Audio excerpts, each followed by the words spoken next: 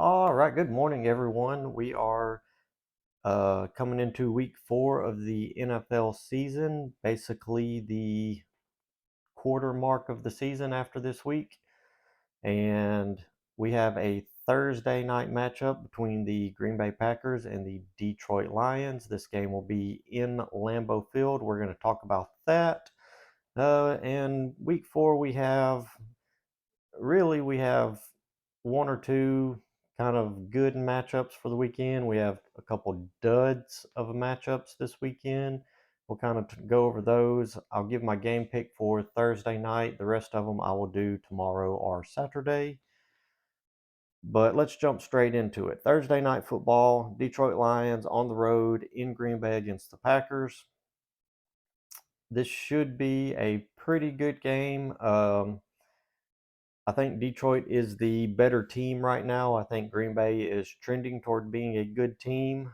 They have a lot of young players. I think they have the youngest total roster in the NFL, second youngest offense, and some of those players they're not there yet. So I don't think Green Bay is the better team today. With development and growth over the season, I think they could be the better team in the end. But overall, we have Jared Goff, who's got a lot more quarterback experience than Jordan Love. And I think that's really going to play a factor tonight. Jordan Love making his fourth start as the starter. Uh, Pretty evenly matched up teams to an extent. Detroit total yards per game is getting about 80 more yards per offense, and it's 20 more yards on the ground, about 55 more through the air. Defensively, they're giving up about 30 yards less, significantly less rush yards, but more pass yards. Green Bay's run defense has really been the issue this season. They're giving up 135 yards, 136 yards per game, and that's just not that's not going to cut it, especially with all the first round talent on that team.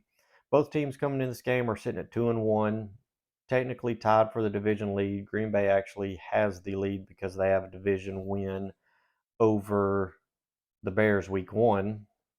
So this game will ultimately decide who is sitting alone at the top of the NFC North, and it could go a long way for either team, whoever wins in the division race. Because, like I said, it for Green Bay, it would give them a one-game lead over the Lions. It'd give them at least for the time being, a tiebreak over them, if depending on the next head-to-head matchup.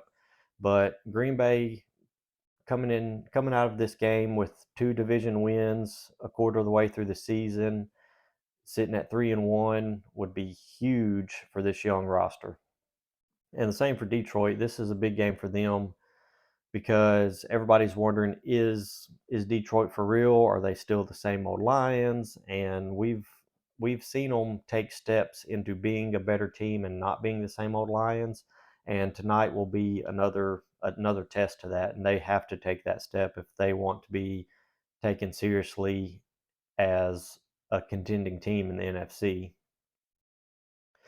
We saw them beat the Packers when Detroit had nothing to play for at the end of the season last year, and Green Bay did. They had, if they won, they would have made the playoffs. And Detroit was simply playing to keep Green Bay out of the playoffs, and they came into Lambeau Field and beat Green Bay in Aaron Rodgers' last home start. And follow that up with a Thursday night game against the defending Super Bowl champs to start the season, and Detroit went on the road to Kansas City, and they did win. Granted, it was without Travis Kelce, it was without Chris Jones, and they only won by 1 point. They only scored, one offensive touchdown, I believe. And so, I mean, Detroit did not play great in that game, but they did enough to win, which is what matters. They had a defensive touchdown, pick six. And both of these teams won week 1. Like I said, the Lions was very close against the Chiefs. The Packers dominated the Bears. It was 38-20 was the final, but really it was 38-14 for until late in the game. So they and the Bears are a terrible team. So it's hard to take much away from that. Week 2, both of these teams lost. Detroit in overtime to Seattle, and Green Bay uh, played on the road in Atlanta, lost there, and both teams won last week. Detroit beating Atlanta like 20-6, I think, and Green Bay actually being down 17-0 in the fourth quarter to the Saints and coming back and winning 18-17. So Green Bay I think they'll be riding a little bit of a high from that. I think Jordan Love should be, after that performance and really putting the team on his back, and he did a lot in that win. I mean, he kept feeding the ball to his receivers, even though there had been drops or some issues with them. He kept feeding them the ball. He kept pushing the ball to them, and he made some plays with his legs, especially down in the red zone. And he he did what he had to do to help them win, and that's a great sign for a young quarterback, a new starter. So hopefully that some of that momentum carries over. And Green Bay has a lot of injury issues right now early in the season, and I think some of that's going to play into the game. Most most significantly will be two starting offensive linemen not playing, Elton Jenkins and David Bakhtiari, which is your best two linemen and essentially the whole left side of the line. So that's going to play a factor. Detroit's run defense has been really good, and without those two guys in, running the ball is going to be an issue. And potentially Jair Alexander may not play. He did not play last Sunday. So with him not playing, that's going to be an issue in the pass defense with Amon-Ra St. Brown. We're really going to need somebody to we're going to need Jair in there to really handle him and try to limit Detroit's passing game. And Detroit does they Jared Goff has the most touchdowns over. I don't know what the time frame is, but he has like 19 touchdowns off play action in like maybe last season up till now, and that's the most in the NFL. So they play action a lot, and if they get their run offense going against Green Bay's weak run defense, that play action is going to kill us. So that's going to be an issue. But thankfully for Green Bay, it is looking like Christian Watson will make his season debut. That will give them a more explosive element to the passing game. And it looks like Aaron Jones will be back on the field for the first time since week 1 when he tweaked his hamstring. So having both of those guys should give the offense a bit of explosion, both in the run and the pass game. And that really bodes well for some of the other receivers as well, because Romeo Doubs has been playing as the number 1. Reed has been playing as the number 2. So they've been seeing those 1 and 2 corners, and now everything's going to shift. Maybe not necessarily right away, but once Watson gets in the flow of the offense, he's going to be taking those top corners, which is going to give Dobbs more favorable coverage, more weaker coverage, and he's definitely a playmaker. Has made some great catches, has beat some. I mean, he was being covered by Marshawn Lattimore, and last week, and he made some great catches on him.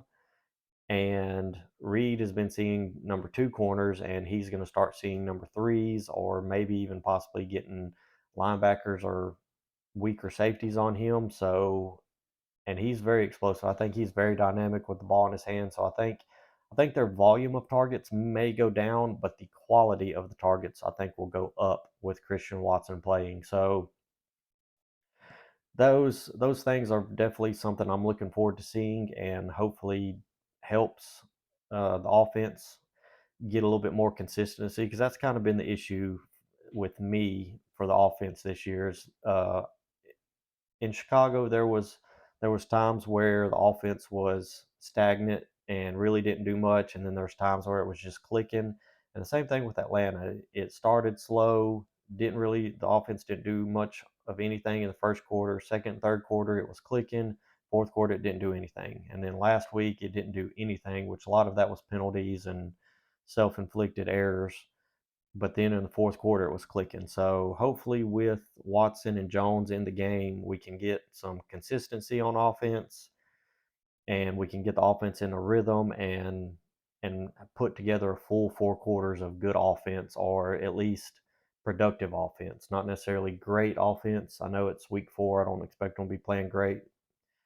But ultimately, Detroit is favored in this game. Spread has been anywhere from 1 to 2 points, 1.5 in that range. And I think Detroit ultimately does win this game tonight. Like I said, I think they are the better team right now. I think Green Bay is trending towards being the better team in the long run.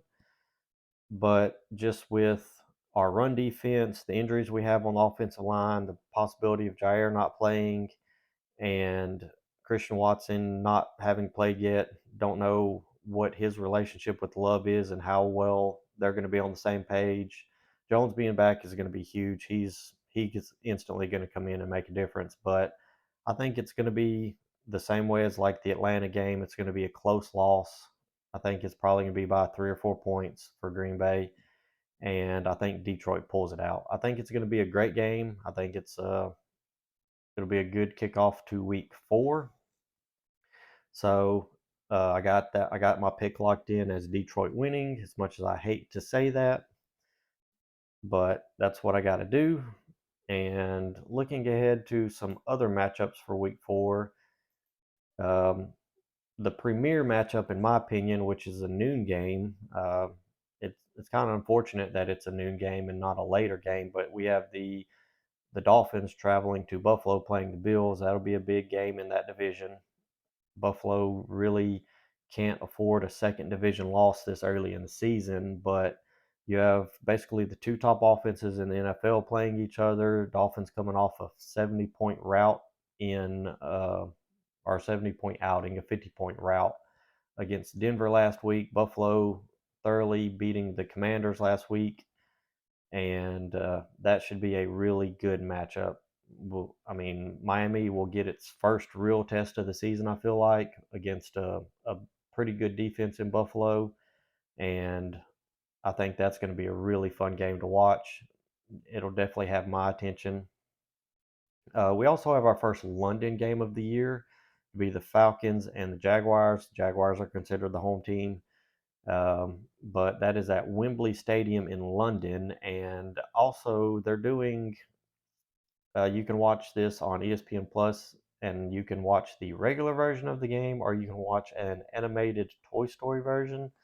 Not real sure how that's going to look, but it's supposed to be in real time, and the players are supposed to look like Andy's toys, and the field is supposed to look like his room. So we'll see how that goes. I think another pretty good matchup for the weekend is going to be the Ravens and the Browns. You have a pretty good offense against a really good defense. Ravens offense against Browns defense. But that should be a good matchup, division game, and that game will go a long ways towards, I think, who's going to determine the winner of that division. And other than that, there's really not some very many great games this week. I know the Cowboys Patriots game will get a lot of attention because it's 2 of the better teams in the league, 2 of the more popular teams in the league, and uh, so that'll be a good one. And then the 2 duds I mentioned earlier, we have the 0-3 Bears hosting the 0-3 Broncos, so somebody is going to come away with a win in that game. We also have the 0-3 Vikings playing the 0-3 Panthers in Carolina. So we have 2 winless teams that are guaranteed to get a win this week. And I say guaranteed to get a win, they could very well go to a tie, and, possibility that not coming away with a win essentially. But so we have some games there that may not be that great to watch, and that's really what we have to look forward to for the week. And I really didn't prepare for this video very much. You can probably tell. But a couple hot topics around the league right now. One, we have Joe Burrow has a calf injury and trying to play through it, and it's been reported he's reached out and used Aaron Rodgers as a resource on that, because if you remember, towards the end of the 2014 season, Green Bay played down on the road I believe it was in Tampa. They played Tampa late in the season. It was Tampa or Miami, one of the two, but they played down there, and Rodgers strained his calf, and he was quite limpy the season finale against Detroit, the playoff game against the Cowboys, and the playoff game against the Seahawks. He was favoring that calf, but he there were several things I remember he did. One was they put inserts in that shoe to elevate that heel to take pressure off the calf, and several other things that they were doing. So Burrow has reached out to Rodgers and is using him as a resource for rehabbing that calf while still being able to play and play at a high level. So I think that's pretty smart on his part, and uh, I think that's a good move on Aaron's part to be sharing that information and helping a young quarterback to still play at a high level through an injury. And so I don't know what kind of information has been shared, how much, but I think that's a good move on both Burrow's part and Rodgers' part. And speaking of Rodgers, he kind of called out the Jets players, saying they need to quit pointing fingers. They need to quiet it down. They need to worry about playing football and all that. And at the same time, he also kind of called out Joe Namath, saying like, if you're not in the building, you really don't have an opinion. You shouldn't be throwing it out there, which everybody does. That's what I'm doing now. I mean, that's how some people make their living. And obviously, Joe Namath being the most famous Jet in the history of the franchise, really being, one of the only players in Jets history worth talking about because he did win a Super Bowl. And I mean, when he come out and said that he's seen enough of Zach Wilson, they need to get him out of the building, to get him off the team. You're not helping anything. Like, I know there may be people in the organization that want him gone, or players on the team that may want him gone, but going out in the media and talking about it, it's not doing him any good, and it's not doing the team any good. Right now, they've got to figure out a way to win a game, and I know the team has a really good defense. It hasn't been playing very well. They've got to get back to what they do best, and that's play defense. They need to run the ball, and really, it's, I think, the offense coordinator Nathaniel Hackett and Zach Wilson, and maybe get a couple of your young receivers in there and just sit them down together, and just really like figure out like, what can we do to get the passing game going? Like, what plays do does Zach Wilson like as a quarterback? What kind of plays gives him the easiest reads, quick completions, and good plays that he knows he can pull off? And talk to the receivers. What routes do they like to run? And really just hammer out a solid passing game plan with your quarterback and your young receivers to figure out what you can do to get some consistency on offense in the passing game, and take a little bit of pressure off that defense. That way they can get back to playing their best. I think that's what needs to be done there. A couple other things around the week. Obviously, we have in the Cowboys Patriots game. I know the Cowboys lost last week. A lot of people think they should be on upset alert this week.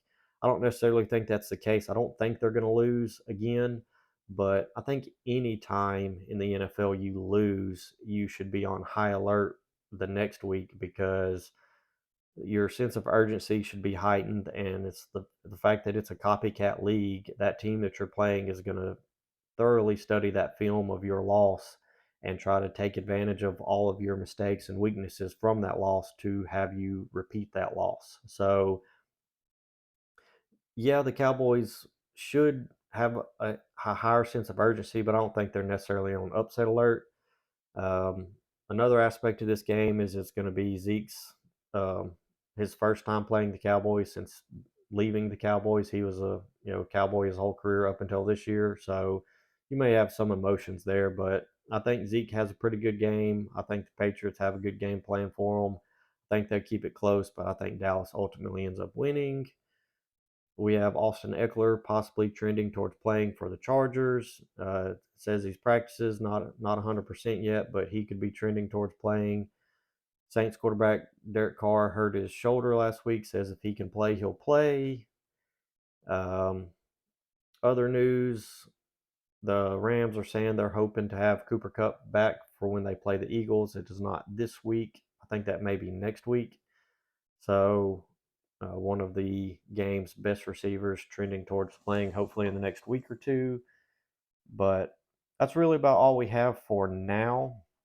We'll kind of go in depth on some of these other games in my predictions for the rest of the weekend. But for now, we've just covered some hot topics and the Thursday night game, which is Detroit and Green Bay. And hopefully, Green Bay pulls it out, makes me wrong on my prediction because I have Detroit winning. So we'll see how that goes, and we will catch you next video.